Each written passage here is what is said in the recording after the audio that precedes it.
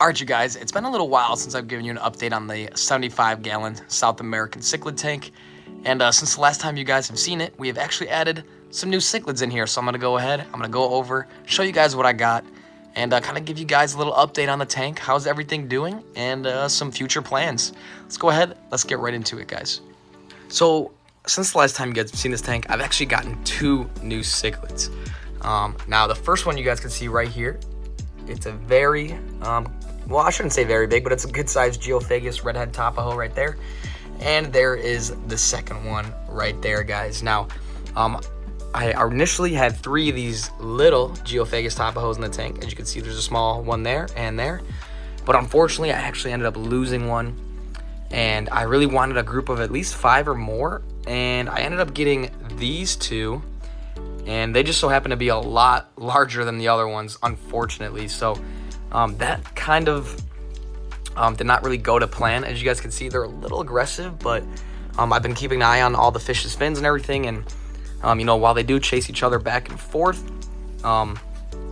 you know, their fins look pretty good with all of that being considered. And the Severums are still the boss of the tank, and they still, you know, try to keep order where order is needed, which is nice. That's why I love the Severums. But so yeah, ideally I would have loved to get just like 5 of these Geophagus redhead Tapajos as, you know, juveniles like these two. That way, like, any aggression would have been distributed amongst them. But unfortunately, it seems like where I'm at, my area, these guys are a lot harder to find and a lot harder to come by. But, you know, I think it's not the worst thing in the world. I think it'll be cool because the bigger ones will get their color a lot sooner than the small ones, and then the small ones we can kind of track their growth.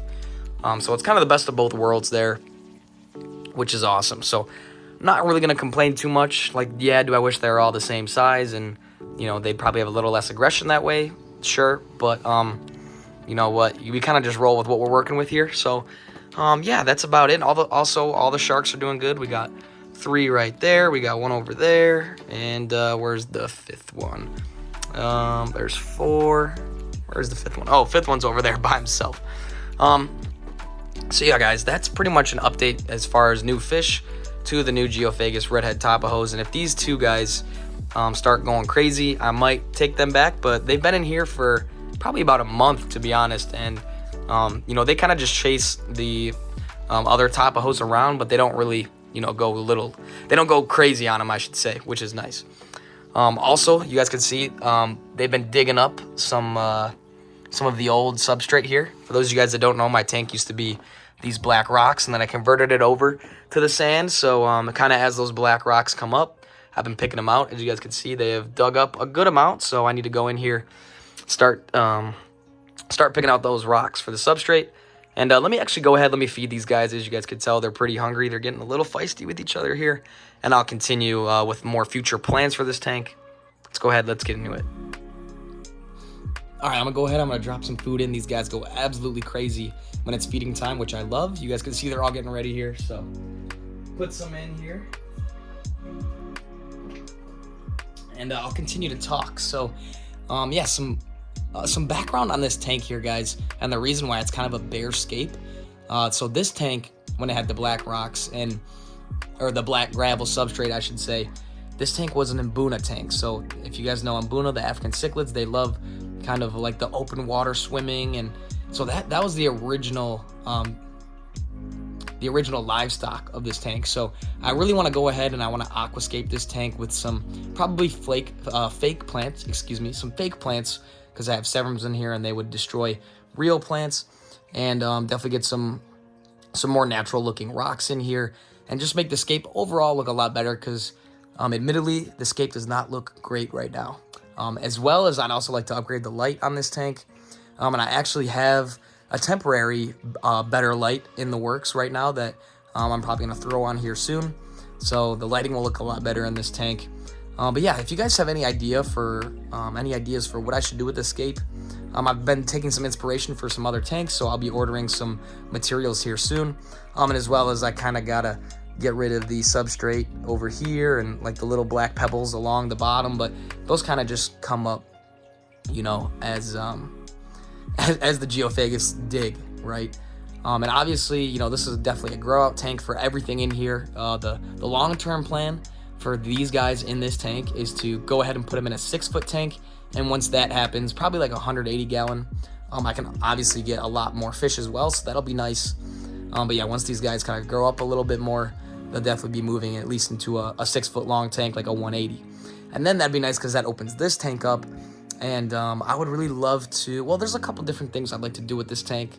I think a couple different things would be like an Amazon puffer tank. So Amazon puffers are really, really friendly, and you can actually keep them with community fish. So I think that would be an interesting tank.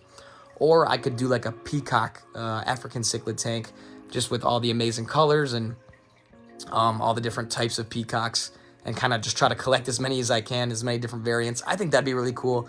So I could have this tank as like the peacock tank. And obviously I'd have to do a lot of cleanings because, you know, the peacocks are messy and they eat a lot, but that's fine because this tank's pretty easy to do water changes on. So yeah, I could do that. Or like I said, I could do like a community pufferfish sort of tank.